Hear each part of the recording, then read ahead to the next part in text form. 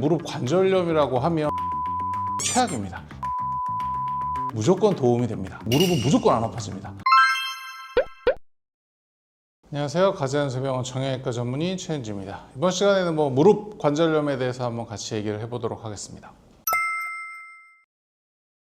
병원에 오시는 분 중에 무릎이 아파서 오시는 분, 허리가 아파서 오시는 분, 어깨가 아파서 오시는 분, 이런 세 종류가 제일 많으시죠. 그래서 이제 무릎에는 무릎 관절염, 허리는 협착증, 어깨는 회전근개 파열, 이렇게가 가장 아마 일반인 분들이 많이 들어보셨을 만한 질환명들입니다.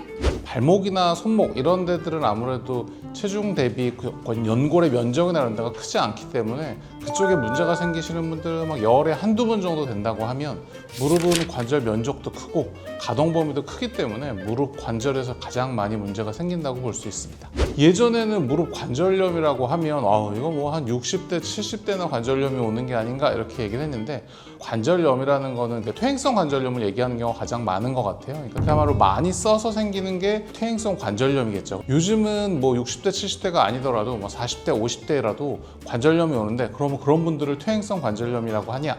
그건 아니고 외상성 관절염, 예전에 비해서 아무래도 활동을 좀 많이 하시고 운동을 많이 하시다 보니까 퇴행성 관절염이 아니라 외상성 관절염 환자분들이 꽤 늘어나고 있는 추세입니다. 그렇죠. 예전에 비해서 아무래도 무릎이 가장 하는 일이 이 모든 체중을 양쪽 무릎 관절면 두 개로 지탱을 해줘야 되는 거니까 체중이 늘어나면 늘어날수록 무릎에 가주는 하중은 더 커지고, 그러다 보면 관절 연골이 손상이 될 확률은 조금 더 높아지니까 비만 환자가 늘어남으로써 무릎 관절염 환자분들 좀 더 늘어나고 있고, 그래서 우리나라보다는 아무래도 미국이나 저쪽에서 보면 훨씬 우리보다 체구가 크신 분들이 많아서 그쪽 분들이 보면 관절염 환자분들도 많은 걸로 되어 있습니다.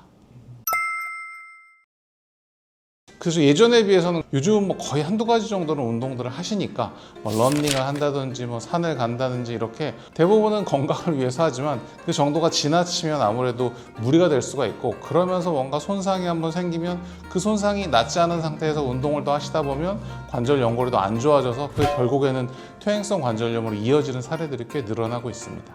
제일 많이 들어보는 거는 요즘은 등산이나 러닝이 가장 많으신 것 같습니다. 러닝은 일단 30, 40대 이쪽에 제일 많고, 어르신 때는 등산이 아무래도 우리가 일반적으로 걷는 것보다는 훨씬 더 많은 양을 걷기도 하고, 또 등산을 오래 하시거나 많이 하시면 하실수록 좀 더 험한 산, 또 긴 등산 이런 걸 많이 하시니까 등산을 좀 오래 하셨던 분일수록 무릎 질환이 없으신 분은 거의 없으신 것 같습니다.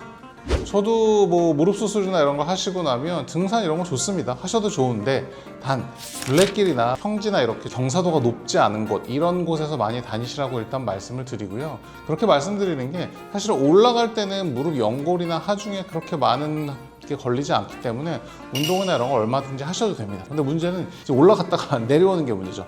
내려올 때는 체중 부하가 좀 많이 걸리기도 하고, 그러면 무릎에 뭔가 손상이 생겼을 때 그 손상을 가중시킬 수 있기 때문에 우리가 등산을 조금 삼가하시라는 거고, 그래서 이제 같은 원리로 계단을 올라가는 운동은 얼마든지 하십시오. 근데 내려가실 때는 엘리베이터 타고 내려가세요. 제가 이렇게 말씀을 드리거든요. 그래서 등산이 나쁜 운동이 아니라, 등산은 만약에 둘레길을 하신다든지 아니면 좀 야트막한 산을 다니시다든지 하면 굉장히 좋은 스포츠고 추천할 만한 운동입니다. 근데 이제 그게 너무 과해진다. 과해진다는 개념에 대해서도 환자분들이 항상 물어보죠. 이거 얼마나 하면 됩니까?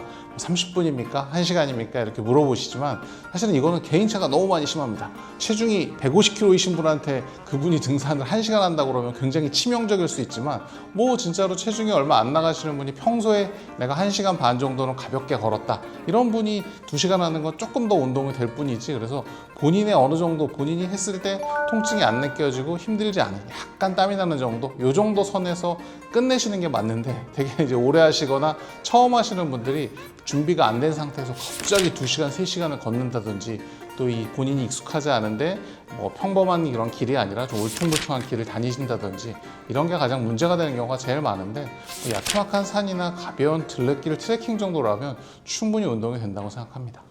그래서 등산하실 때 사실은 이거는 저보다 등산하시는 분들이랑 얘기하다 보면 진짜로 등산을 안전하게 오래 하시는 분들이 꼭 사용해 주시는 게, 스틱을 굉장히 잘 쓰십니다. 아무래도 체중 분산을 4개로 나눠주니까, 그래서 우리가 어떻게 보면 이 스틱을 쓰는 것 자체가 사족보행을 하는 거랑 같은 원리이기 때문에 그렇게 무릎에 체중을 분산해 주는 게 제일 좋고, 체중을 많이 나눠주는 거에 효과를 보려면 체중을 조금 감량하시고 나서 그런 등산이나 이런 걸 좀 2차적으로 해주는 게, 대개는 보면 다치시는 분들이 이 체중을 좀 줄일 목적으로 나는 등산을 시작했어요, 이런 분들이 처음에 좀 과도하게 하시다가 그렇게 다치시는 경우가 제일 많은 것 같습니다. 평지나 이런 데를 걷는 게 사실은 가장 추천할 만하고요.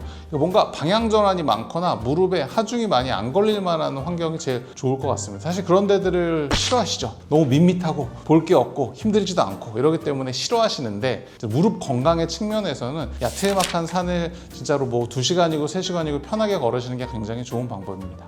쪼그려 앉아 있는 건 최악입니다. 이게 우리가 쪼그려 앉아 있거나 이렇게 되면 무릎에 가는 하중이 거의 2배 이상 걸리게 됩니다. 그리고 쪼그려 앉아 있다가 딱 일어나는 순간 체중이 순간적으로 연골에 굉장히 많은 하중이 가기 때문에 무릎이 아파서 오시는 분들의 10명에 한 8명 정도는 그렇게 바닥에 오래 쪼그려 앉아 있다가 탁 일어날 때 뭔가 찢어지던지 깨지던지 이러면서 시작돼서 오시는 분들이 굉장히 많습니다. 밭일 하시거나 이런 분들한테는 꼭 그냥 앉지 마시고, 요즘 뭐 그런 거 다 하셔가지고 엉덩이 이렇게 놓고 앉는 거, 야트막한 의자라도 꼭 놓고 앉으시는 게 무릎 건강에 많이 도움이 됩니다. 사실 집안일 하실 때도 예전 분들은 보면 뭐 김장을 하신다든지 집에서 청소하신다든지 이럴 때도 다 쪼그려 앉아 생활을 되게 많이 하셨는데, 그런 동작들을 조금 더 줄여주는 게 맞고, 이거는 뭐 그냥 우리끼리 하는 얘기가 아니라 과학적으로 입증된 게, 아랍권, 이슬람권에 생각보다 많은 관절염 환자분들이 있고 그분들이 무릎 인공관절 수술 비율이 굉장히 올라갑니다.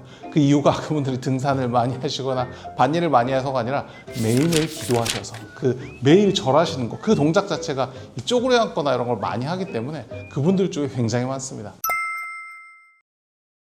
사실은 체중을 뭐 10kg 빼는 거 굉장히 어려운 일이죠. 굉장히 어려운 일이라서 환자분들이 접근 자체를 안 하려고 하시는 것 같아요. 내가 줄이면 내가 이거 지금 6, 70년째 이러고 살았는데 이걸 어떻게 내가 10kg를 줄이나, 이렇게 얘기하시면서 포기하는데, 10kg 줄이라고 저는 얘기 안 하고 500g, 600g, 1kg만 줄여줘도 무릎은 무조건 안 아파집니다. 제가 뭐 그동안 많은 분들 수술을 하고 치료를 보고 했을 때 나 잘 모르겠는데 이랬던 분이 오늘 저랑 한 달 동안 1kg만 빼보세요. 1kg 빼고 오시면 무릎 좋아지실 겁니다. 원인은 수술이나 의학으로 제가 해결해 드릴 수 있지만 생활 습관이나 패턴이나 이런 걸 제가 바꿀 수는 없기 때문에 체중을 줄이는 게 무조건 도움이 됩니다. 영양제는 어떻게 보면 그냥 보조식품 정도로 생각하셔야 될 거고, 영양제가 나빠서 이걸 먹으면 무릎이 안 좋습니다 라고 얘기는 안 하지만, 누가 뭐 사줬어 뭐 먹으면 그냥 영양제입니다. 제가 제일 경계하는 건 뭐냐면, 그런 영양제를 드시면 내 무릎이 엄청 건강해질 거라고 생각하시는 거예요. 그러고 막 쓰시죠. 최악입니다.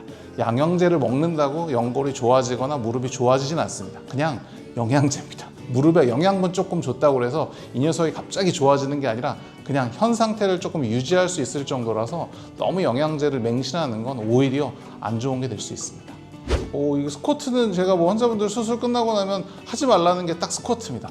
어머니 쪼그려 앉으시는 거, 계단 오르내리는 거, 이건 하지 마세요. 그러면 그럼 날 뭘 해야 되지? 라고 물어보시면 수영, 제자리 자전거 타기, 이 2가지만 하시면 됩니다 라고 말씀드리는데, 사실 수영은 아무래도 이 접근성도 떨어지고 가기도 힘들고 이래서 저는 진짜 수술하시거나 이런 분들한테 집에 그냥 무릎 수술 한 번 더 하신다 생각하시고 집에다가 제자리 자전거 타는 거 하나 사시라고. 그거 얼마 안 하니까 요즘 그거 사서 집에서 운동하시는 게 제일 좋다고 말씀드립니다. 체중을 무릎에 한꺼번에 부하를 해서 전신 운동을 하기 때문에 사실은 운동 측면에서 보면 굉장히 좋은 운동이고 다 좋은데, 문제는 제가 얘기하는 건 정상인이 아니라 뭔가 핸디캡을 가지고 계신 분들. 스쿼트는 자기 몸의 체중을 한 번에 한쪽 관절에 실는 거기 때문에 그럴 때 꼭 탈이 납니다. 그래서 스쿼트가 안 좋은 운동이라서 절대 하시면 안 됩니다가 아니라, 내 무릎에 통증이 없으면 스쿼트가 할 만한 운동이지만 내 무릎에 통증이 남아있는 상태에서 스쿼트 같은 운동을 제일 먼저 시작하는 건 추천할 만하지 않습니다. 소리가 나는 건 사실 소리가 날 수 있는 원인이 굉장히 많습니다. 그래서 저도 진료 볼 때 소리가 날 때 아프세요? 안 아프세요? 물어봤을 때 소리는 나지만 아프진 않아요. 그러면 어쩔 수 없습니다. 그냥 사시죠 라고 말씀을 드리고, 소리가 날 수 있는 원인이 너무 많습니다. 무릎에서만 소리가 날 수 있는 게 교과서 찾아서 제가 쭉 찾아보면 한 100가지는 될 거예요. 그렇기 때문에 소리가 왜 나는지를 찾으려면 너무 많은 워크업을 해야 되고, 그 워크업의 끝은 대부분 뼈를 갈라내거나 뭐 인대들을 틀어준다거나 뭔가 이런 말만 들어도 보통 무시무시한 작업을 해야 돼요. 근데 통증이 안 느껴지고 소리만 나는데 그런 무시무시한 작업을 한다? 이거는 뭔가 앞뒤가 맞지 않습니다. 그래서 현대의학에서 추천하는 게 소리만 나는 거는 우리가 건드리지 않습니다. 정형외과 측면에서 소리만 나는 건 건드리지 않는데 소리가 나면서 통증이 생긴다 그러면 꼭 병원에 가보셔야 됩니다. 결국에는 엑스레이 정도는 찍어서 관절 간격이나 이런 걸 한번 보는 게 확진의 의미겠죠. 아무래도 환자분의 얘기를 듣는 것만으로 우리가 뭔가 객관적인 데이터가 될 수 없으니까 객관적인 자료를 위해서는 엑스레이가 분명히 필요할 거고, 엑스레이하고 MRI의 차이는, 엑스레이는 뭔가 이 숲을 본다고 생각하시면 되고요, MRI는 그 하나하나의 나무의 잎 표면을 본다고 생각하시면 됩니다. 그래서 전체 숲을 봐야 된다고 하면 일반적으로 엑스레이를 보는 거고요, 그 엑스레이를 못 보는 나무의 표면을 보고 싶다 그렇다고 그러면 그때 MRI 찍어보시면 될 것 같습니다. 기본적으로 하는 치료는 다들 알고 계시는 약물 치료, 주사 치료, 물리 치료, 이게 제일 첫 번째 라인일 겁니다. 그 정도 치료를 해보는 거고, 그런 걸 가지고 해결이 안 될 때 우리가 뭔가 내시경을 한다든지 간단한 시술 같은 걸 하는 경우들이 있고요. 그게 안 되면 정말 제일 큰 수술, 뭔가 이렇게 단계적으로 넘어가게 되는데, 환자분들이 10명 오시면 9명 정도는 주사, 약, 물리치료 이 범위 안에 들어가십니다. 근데 이제 열에 하나 정도에서 시술이나 수술 같은 게 필요한 경우들이 있습니다. 이 뭐 관절염이든 뭐든 간에 어떤 치료나 이런 게 빨리 들어가면 빨리 들어가서 좋습니다. 왜 그러냐면 무릎에 연골이 뭐 이런 주먹만한 범위가 이렇게 연골이 있으면 이 안에서 손톱만큼 피부 상처가 있어요. 그 정도라고 하면 쓸 수 있는 방법이 10가지가 된다고 치면 얘가 이 주먹의 앞에 포면 정도까지 넓어진다 이러면 쓸 수 있는 방법은 이제 한두 개 정도로 줄어듭니다. 전체 연골이 다 상했다, 쓸 수 있는 방법은 한 가지밖에 없어집니다. 인공관절이죠. 그래서 이 범위가 조금일 때는 조그맣게 쓸 수 있는 방법이 많아지지만 범위가 넓어지면 넓어질수록 선택의 폭이 점점 좀 좁아지는 겁니다. 이런 개념이기 때문에 우리가 빨리 치료를 하고 빨리 뭔가를 해야 된다 그렇게 얘기를 하는 겁니다. 뭐 제일 쉬운 거는 체중 줄이시는 겁니다.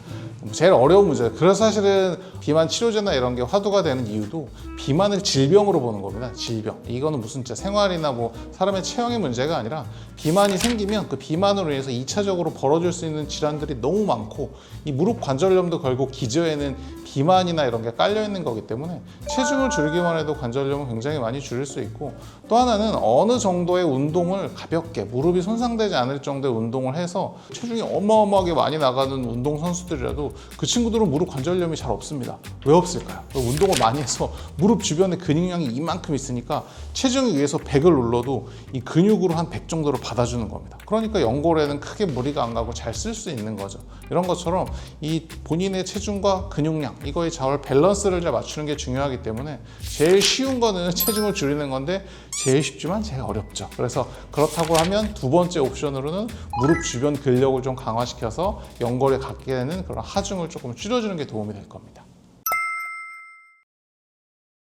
물론 제일 쉬운 거는 아픈 거겠죠. 통증. 근데 한 번 아픈 게 문제가 아니라 강도나 빈도가 증가하는 패턴이라고 그러면 꼭 병원에 가보시는 게 맞을 것 같습니다. 어쩌다 한 번, 내가 오늘 아침에 일어났는데 한 번 찌릿했어. 그건 병원에 안 가셔도 됩니다. 근데 그 찌릿거림이 처음에는 일주일에 한 번, 2주일에 한 번 이러다가 이제 3일에 한 번, 이제 매일 뭔가 이 통증의 빈도나 간격이 점점 올라가는 패턴으로 간다. 이렇다고 그러면 병원에 한번 꼭 찾아가 보시는 게 좋을 것 같습니다.